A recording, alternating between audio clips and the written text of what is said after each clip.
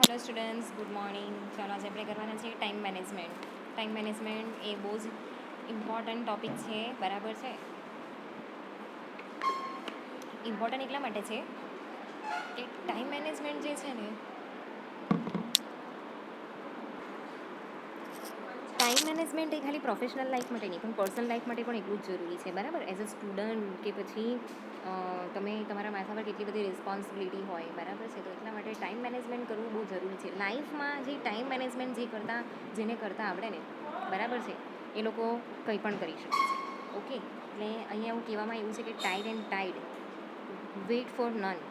Time અને જે ભરતી આવે ને, કોઈના માટે વેઇટ કરતી નથી. દરિયામાં જે ભરતી આવે ને એના ટાઈમ પર આવે છે ને જતી રહી છે. એવી રીતે જે ટાઈમ છે ને, બરાબર છે, એ પણ કોઈનું વેઇટ કરતું નથી. ટાઈમ એ લાઈફનું એટલું ઇમ્પોર્ટન્ટ પાર્ટ છે, બરાબર છે. એકવાર જતું રહીને, બરાબર છે, તો એ બધું જ લઈને જતું રહે. ઓપોર્ચ્યુનિટીથી લઈને જે પણ આપણી સુખ શાંતિ છે, બરાબર છે, જે પણ હોય, જે પણ એ ટાઈમની અંદર આપણે જે પણ ડિઝર્વ કરતા હોઈએ ને, બરાબર છે, એ બધી જ વસ્તુ એ લઈને જતો રહે. એટલે ટાઈમનો સારો યુઝ કરવો બહુ જરૂરી છે. અને એઝ અ પ્રોફેશનલ આપણે ટાઈમ મેનેજમેન્ટ કરવું અહીંયા બહુ જરૂરી છે, બરાબર છે. તો જો આપણે એક સક્સેસફુલ વ્યક્તિ તરીકે આપણે જો ઉભરવું હોય, બરાબર, કે કોઈ લાઈફની અંદર કોઈ બી દિવસ આપણે સક્સેસફુલ બનવું હોય તો ટાઈમને ઓર્ગેનાઇઝ કરવું, બરાબર છે, એનું જે મહત્ત્વ છે એને સમજવું બહુ જરૂરી છે, બરાબર છે. એની જે ઇમ્પોર્ટન્સ છે, બરાબર છે, કે આપણી એને એઝ અ ડ્યુટી તરીકે લઈએ કે જે ટાઈમ છે એને આપણે કેવી રીતે યુઝ કરવો જોઈએ, તો એ ખરેખર એ આપણા માટે બહુ જ કામ લાગે એવી વસ્તુ છે. તો if people don't understand the value of time, they will fail to create their individuality in life, બરાબર છે. તો કેવું છે કે જ્યારે આપણે ટાઈમની વેલ્યુ નથી સમજતા, ટાઈમનો યુઝ નથી કરતા, બરાબર, ટાઈમને જવા દઈએ છીએ, તો જ્યારે આપણે આવું કરીએ છીએ ને, તો ત્યારે એની જે મહત્ત્વ છે, બરાબર છે, એક ઇન્ડિવિજ્યુઅલની લાઈફની અંદર એનું જે મહત્ત્વ છે, બરાબર છે, એ કેવું છે કે ફેલિયરની અંદર કન્વર્ટ થઈ જાય છે. ઓકે, એટલે ટાઈમને મેનેજ કરવો એ અહીંયા બહુ જ ઇમ્પોર્ટન્ટ છે. એક આખા દિવસનો આપણે શેડ્યુલ બનાવી દઈએ, બરાબર છે, તો અહીંયા બહુ હેલ્પફુલ બને છે. તો આજકાલ કેવું છે કે આપણા લોકોની જે લાઈફ છે, બરાબર છે, એ બહુ જ પેલી થઈ ગઈ છે, બરાબર છે, બહુ જ વ્યસ્ત થઈ ગયેલી છે, બિઝી છે, કોમ્પિટિટિવ છે, બરાબર છે. બધી જગ્યાએ કોમ્પિટિશન જોવા મળે છે, એટલે કામ પણ એટલું જ રહે, આપણે બિઝી પણ એટલા જ રહેતા હોઈએ, એકદમ ભાગાભાગવાળી આપણી લાઈફ થઈ ગયેલી છે, બરાબર. તો એવા સમયે આપણે ટાઈમ મેનેજમેન્ટ કરવું બહુ જરૂરી છે, બરાબર.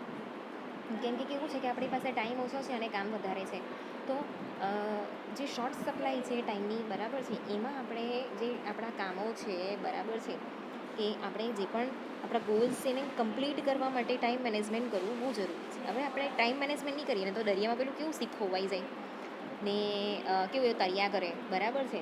પેલાને સમજ જ નહીં પડે કે હવે ક્યાં જવું, શું કરવું, દિશા જ નહીં મળે, બરાબર. તો દરિયાની વચ્ચે જેવી રીતે પેલું શીપ ખોવાઈ જાય છે ને, એવું જ આપણું લાઈફમાં પણ થાય છે જો ટાઈમ મેનેજમેન્ટ નહીં કરીએ તો, બરાબર છે.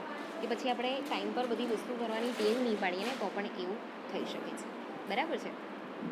On the other hand, it is also important to give yourself sufficient time to relax and unwind, બરાબર છે. પણ એની સાથે સાથે એ પણ જરૂરી છે કે તમે તમારી જાતને સફિશિયન્ટ ટાઈમ આપો, રિલેક્સ આપો, બરાબર છે. એ જે વસ્તુ છે ને જેની અંદર આપણે કામ કરીએ છીએ, એની અંદરથી આપણે બહાર આવવું પણ એટલું જ જરૂરી છે, બરાબર છે. જેથી કરીને તમે શું કરી શકો છો કે તમારી જાતને રિજ્યુનેટ કરી શકો છો, બરાબર, એક નવું સ્વરૂપ આપી શકો છો. એટલે એકચ્યુઅલી તમારી લાઈફના જે ગોલ્સ છે એને કેવી રીતે આગળ વધારવા, તમારા માટે શું સારું છે, એવું જે રિલેક્સેશનનો જે ટાઈમ છે, વિચારવાનો ટાઈમ છે, બરાબર છે, એ અહીંયા એને કન્સિડર કરવો પણ અહીંયા બહુ જરૂરી છે. ઓકે, એટલે ટાઈમ મેનેજમેન્ટ કરવાની સાથે સાથે એમાં એવો પણ ટાઈમ કાઢો કે જેની અંદર તમે રિલેક્સ થઈ શકો, બરાબર છે. એટલે અહીંયા ટાઈમ મેનેજમેન્ટ છે એ કેવું છે કે ટોચની વસ્તુ છે, એટલે એકદમ મહત્ત્વની વસ્તુ છે. ઓકે, અને કેવું છે કે ટાઈમ મેનેજમેન્ટ કરીને તો ત્યારે લાઈક જ્યારે આપણે કોઈ વસ્તુની અંદર આપણે કોઈ પરફોર્મન્સ આપતા હોઈએ, બરાબર છે, એ સારું છે, પણ તમે શું કરશો કે કામ કર્યા કરશો, બરાબર છે. તો એના લીધે શું થશે કે તમને છે ને કંઈ નવી વસ્તુ કરવાનો મોકો નહીં મળે. તમે શું કરો કે લાઈક મારું આ કામ છે અને રોબોટની જેમ એ કામ કર્યા કરશો. પણ જ્યારે ટાઈમ મેનેજમેન્ટ કરો છો તો તમારા કામમાંથી 1 કલાક આખા દિવસમાં એવો કાઢો કે જેનાથી એ તમે તમારી જાતને આપી શકો. ફેમિલીને તો આપવાનો જ છે, પણ તમે તમારી જાતને પણ આપી શકો. તમારી હોબીઝ છે એને તમે ડેવલપ કરી શકો, બરાબર છે. તમે રિલેક્સ થઈ શકો. આ તો કેવું છે કે ઓફિસનો ટાઈમ આટલાથી આટલાનો છે, આવો મોબાઈલ થોડોક મચડ્યો, જઈમાં કે પછી સૂઈ ગયા, ક્યાં તો ફ્રેન્ડ સાથે મસ્તી એવું કરી, બરાબર છે, આવીને સૂઈ ગયા. આ એકદમ રોબોટિક લાઈફ છે, એની અંદરથી પણ થોડુંક બહાર આવવું જરૂરી છે, બરાબર છે. આપણે રજા લઈને ચાલો ફરવા જતા રહ્યા, થોડા ફ્રેશ થઈ ગયા, બરાબર, માઇન્ડ ફ્રેશ કરી લીધું. એ બધી વસ્તુ એટલી ઇમ્પોર્ટન્ટ નથી કે જેટલું આપણે આપણા ડેવલપમેન્ટ માટે વિચારીએ. તમે રોબોટ જેવું જીવશો ને તો તમે કેવું છે કે તમારું ડેવલપમેન્ટ ક્યાં અટકી જશે ને તમને બી ખબર નહીં પડશે, બરાબર છે ને. પછી કેવું છે કે આપણે ક્યારે પછડાઈએ છીએ ને એ પણ આપણને ખબર નહીં પડે. એટલે જે ટાઈમ મેનેજમેન્ટ છે ને એ કરવું અહીંયા બહુ જ ઇમ્પોર્ટન્ટ છે. ચાલો તો હવે આપણે જોઈશું મિનિંગ ઓફ ટાઈમ મેનેજમેન્ટ, બરાબર. ટાઈમ મેનેજમેન્ટનો મિનિંગ શું થાય? કોઈ પણ વસ્તુ હોય, બરાબર છે, તમે જે પણ કામ કરો છો તમારી લાઈફની અંદર, as a professional, as a personal લાઈફની અંદર તમે જે પણ કામ કરો છો એને એ બધા જ કામને એક રાઈટ ટાઈમ જે છે એ અલોકેટ કરવો, બરાબર છે, એને ઓર્ગેનાઇઝ કરવો. જે આખા 24 કલાક છે એમાં તમે જે ટાઈમ છે એને ઓર્ગેનાઇઝ કરીએ, બરાબર છે, એફિશિયન્ટલી એને ઓર્ગેનાઇઝ કરીએ, બરાબર છે, એને આપણે ટાઈમ મેનેજમેન્ટ કહેવામાં આવે છે. હવે ટાઈમ મેનેજમેન્ટની સાથે સાથે અહીંયા કઈ વસ્તુનું ધ્યાન રાખવાનું છે? એનો સાચો time, right time to the right task at the right place, બરાબર છે.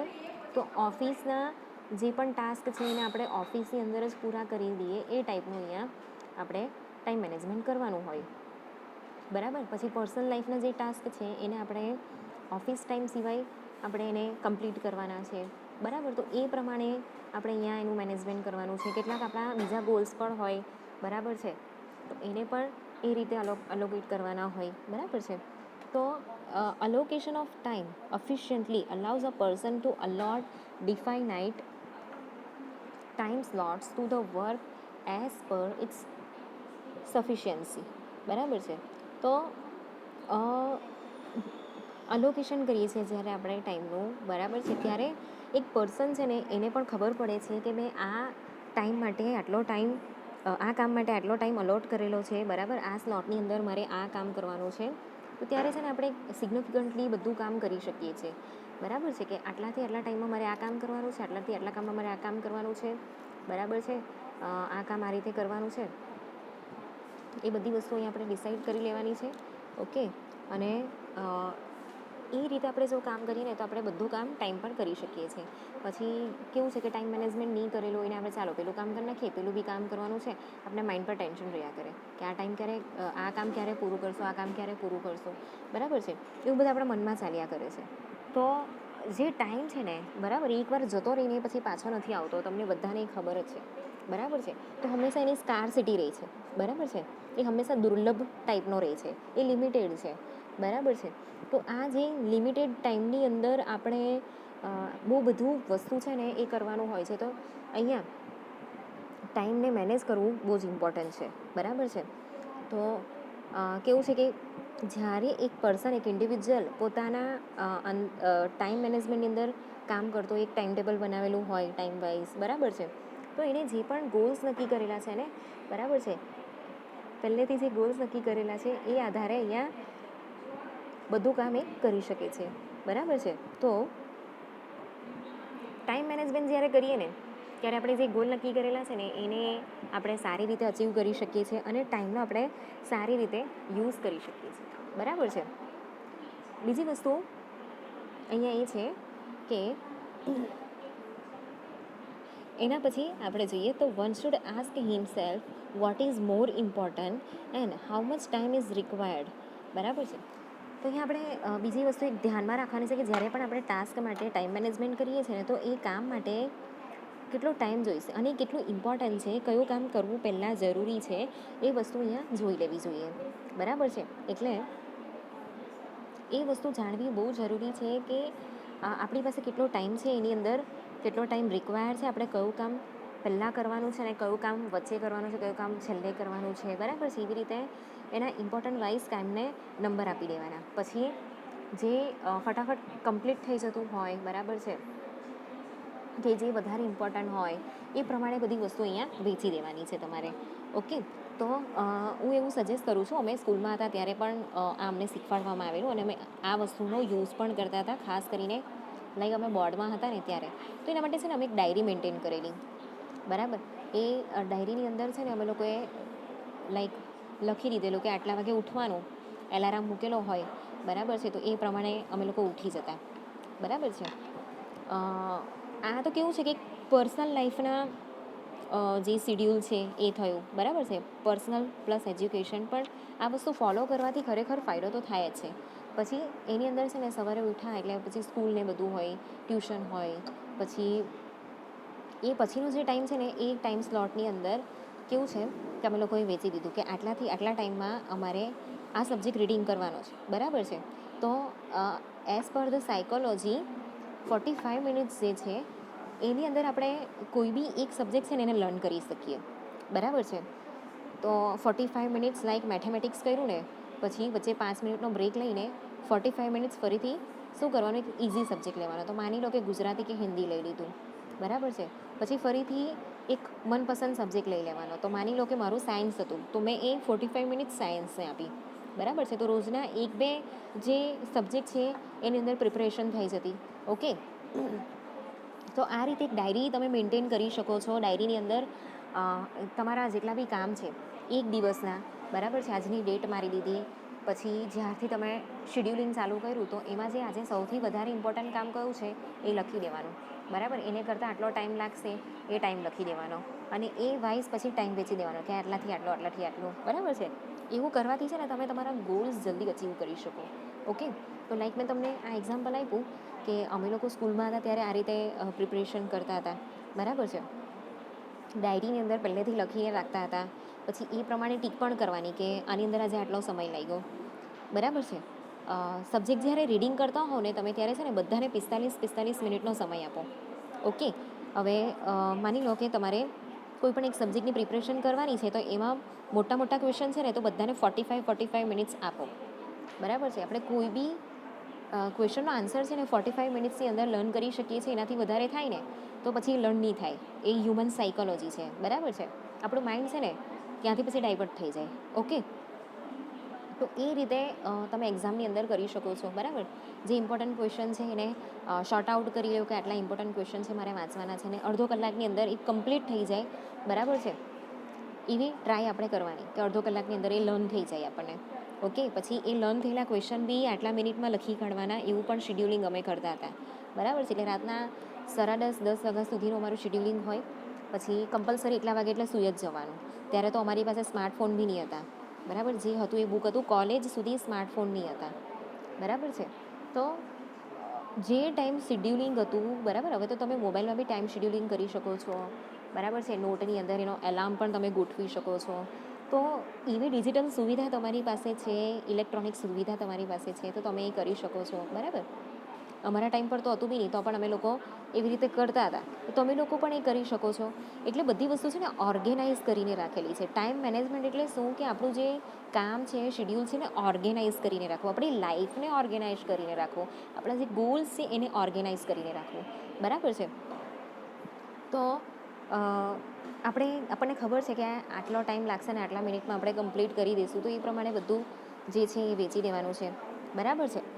એટલે જોઈ લેવાનું કે કયું કામ કે કયો ટાસ્ક જે છે એને પહેલાં કમ્પ્લીટ કરવાનો છે, બરાબર. કેટલો ટાઈમ રિક્વાયર્ડ છે એ પ્રમાણે આપણે બધી વસ્તુ વેચી દેવાનું છે. પછી એ ડન થઈ જાય ને એટલે એને ટીક પણ કરવાની છે, બરાબર છે. એટલે ધીમે ધીમે ધીમે કરીને તમે એક વસ્તુ લઈ લો. અને હા, ઓવરલોડ ક્યારેય નહીં થવાનું. જે વસ્તુ તમે નથી કરી શકતા ને, બરાબર છે, એ વસ્તુ ક્યારેય નહીં કરવી, બરાબર છે. એના માટે હા ક્યારેય નહીં કહેવું.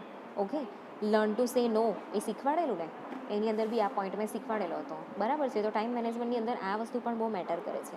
તો not only in organisation but also in our personal lives, time management plays a pivotal role in one's life. તો તમે જ્યારે એઝ અ પ્રોફેશનલ કામ નથી કરતા, તમે ઘરે છો, સ્ટુડન્ટ છો, હાઉસવાઈફ છો, બરાબર છે, કે માની લો કે તમે જોબ નથી કરતા, બરાબર છે, તો એવી કન્ડિશનની અંદર બી ઇવન તમારી પર્સનલ લાઈફની અંદર બી આ ટાઈમ મેનેજમેન્ટ કરવું બહુ જરૂરી છે. ટાઈમ મેનેજમેન્ટ કેવી રીતે કરાય? તો લાઈક આટલા વાગે ઉઠીએ છીએ, બરાબર, આપણી અંદર છે ને એક જીનેટિક ક્લોક ભગવાને સેટ કરેલી છે, બરાબર છે. એ ક્લોક પ્રમાણે આપણું માઇન્ડ સેટ થઈ ગયેલું છે કે આટલા વાગે એટલે આપણે ઉઠી જ જઈએ, ટેવ પડેલી હોય આપણને નાનપણથી. તો લાઈક 6 વાગે ઉઠી જઈએ છીએ, બ્રશ કરતાં મને આટલી મિનિટ થાય છે, નાતા આટલી મિનિટ થાય છે, આટલા વાગે એટલે ચા પીવાની છે, આટલા વાગે ભગવાનની પૂજા કરવાની છે, બરાબર. એ બધી વસ્તુનું શિડ્યુલિંગ કરી લેવાનું કે મને આટલી મિનિટ થાય છે ને એટલી મિનિટની અંદર કમ્પ્લીટ કરી દેવાનું જ આપણે ટેવ પાડવી જોઈએ, બરાબર. તો આમ કરીને તમે ટાઈમ મેનેજમેન્ટ કરી શકો છો, એક ડાયરી મેન્ટેન કરો એના માટે, બરાબર છે. હવે આગળના લેક્ચરમાં આપણે જોવાના છે how to manage time efficiently, બરાબર. તેના અલગ અલગ પોઈન્ટ છે એ આપણે આવતા લેક્ચરમાં જોઈશું.